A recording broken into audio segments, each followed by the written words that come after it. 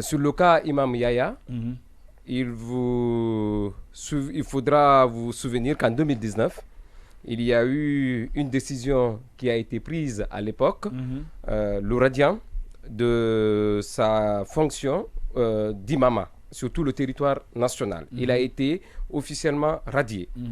De 2019 à 2022, l'imam n'a pas été rétabli dans ses droits. Et le fait pour lequel il a été radié à l'époque, c'était ses prises de position.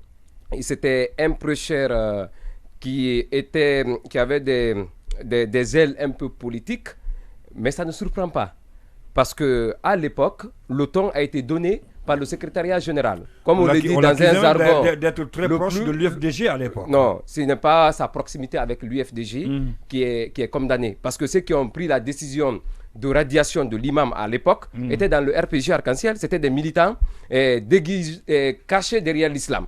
Donc c'était une évidence. Ali Zamal, on l'a vu ici, il a battu campagne pour quelque chose qui était haram, du point de vue démocratique, du point de vue constitutionnel. Le troisième mandat, comme en islam, c'est quelque chose de haram. C'était pas halal. Non, mais quelqu'un me disait, il y a juste 2 heures de temps que chez les autres, les imams font aussi de la politique. Oui, je vais revenir. Non, je reviendrai. Non, je donnerai des explications. Oui. Parce qu'il ne faut pas occulter le feu premier. Même, on peut partir du principe purement théorique de la naissance de l'État. On peut partir de la pensée politique chrétienne du Moyen-Âge.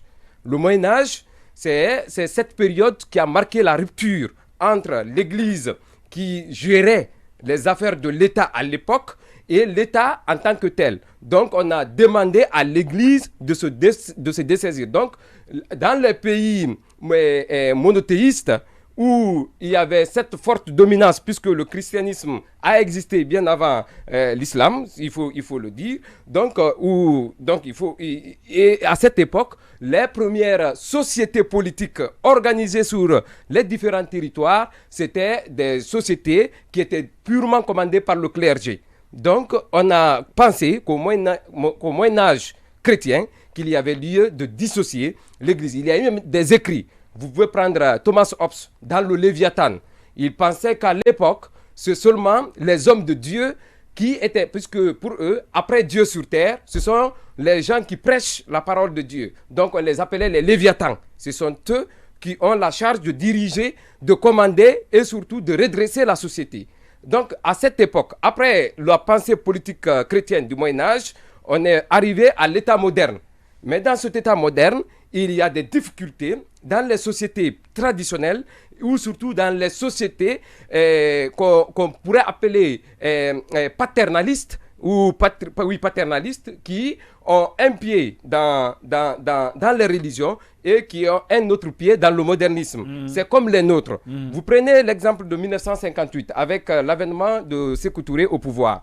Quand on est venu, lorsque ça n'allait pas, son pouvoir reposait essentiellement sur les pouvoirs religieux. Oui, vous avez vu à l'époque, on avait même tendance qu'il formait un régime qui groupait à la fois les chefs religieux. Parce que la révolution s'appuyait sur ces femmes et sur les pouvoirs religieux. Ça, c'est pratiquement l'exemple qui a été suivi dans tous les États modernes ou les États qui venaient de naître ou qui venaient d'accéder à l'indépendance. On a vu le cas de la Côte d'Ivoire. On a vu le cas du Sénégal. Ouais. On a vu le cas du Burkina. On a vu dans beaucoup de pays où on avait réussi à faire une certaine juxtaposition ou une certaine coordination entre le pouvoir politique et le pouvoir religieux.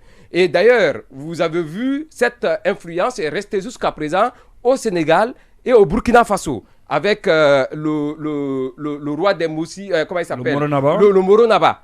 Donc aujourd'hui, c'est ce guide religieux.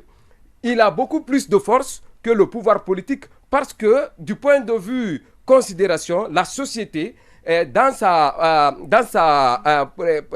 multiplicité, se reconnaît beaucoup plus au guide religieux qu'au chef politique. Donc, le fondement même de la légitimité premier de ces dirigeants, c'était ça. Tout cela, maintenant, ce que je veux dire, sur le cas de Yahya, aujourd'hui, le seul crime de l'imam, c'est d'avoir quand même prêché la parole qu'on jugerait être colorée de politique. Je pense que c'est un abus.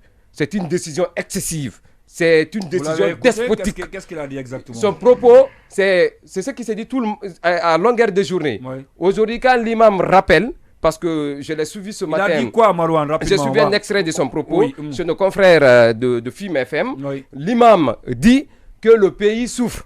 C'est une évidence. Le pays, rien ne va dans le pays. Pour preuve, ceux qui ont l'habitude de manger trois fois ne mangent pas. Dites ce qu'il a dit.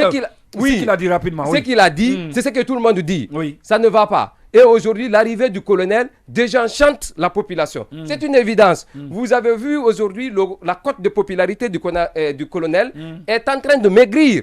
S'il n'a pas disparu, pour ne pas dire qu'il s'est érodé complètement. C'est une évidence. Et plus loin, il aurait dit que c'est parce que c'est le secrétariat général aux affaires religieuses qui ne veut pas dire la vérité au colonel Mamadi Doumbouya. Oui, donc ce que je vais dire, que le colonel sache, dans ce pays, il ne faut jamais jeter ou il ne faut jamais frapper tout le monde avec le même bâton. Voilà. Ce que l'imam Yahya a dit, pour terminer, c'est extrêmement important. Oui. Mon colonel, voici un genre de conseiller, voici un genre de conseil qui pourra vous être utile. Aujourd'hui, dans votre cours, on ne peut plus faire la différence entre les flatteurs, les laquais et surtout les cireurs de bottes. Tout le monde s'entremêle là-bas. Et nous qui sommes très proches des populations, puisque aucun pouvoir politique aujourd'hui qui a une légitimité populaire n'existe, et soyez à l'écoute de toute cette diversité vocale. Donc de tous ces gens qui ne vous disent pas ce que vous voulez entendre. C'est dans votre bien. Alpha Condé a été induit en erreur comme ça. Avant le 5 septembre, il n'entendait pas, il ne voyait pas, il n'écoutait pas, et finalement il ne savait pas ce qu'il faisait. Jusqu'à ce que vous êtes venu le déposer un matin du 5 septembre. On prie Dieu, le souhait de tout le monde. Ce n'est pas de vous voir partir comme Alpha Condé. Non, c'est important. Parce que c'est que l'imam a dit, le pays a soif. Le pays a faim. Tout le monde a faim dans le pays. On n'a pas assez de temps. Oui, rapidement, c'est sur la question avant qu'on ne parte avec la fonction publique et recevoir notre invité du jour. Oui, je pense.